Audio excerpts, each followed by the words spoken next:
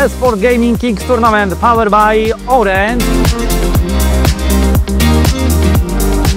Specjalnie tutaj dla Was strefa retro, strefa okularów VR, strefa konsol. Właśnie rozpoczął się turniej FC25, gdzie stawką jest 500 zł. Jeśli jesteście naprawdę dobrzy w CS-a, to jest idealne miejsce, żeby się sprawdzić w turnieju 1 na 1 z super nagrodami.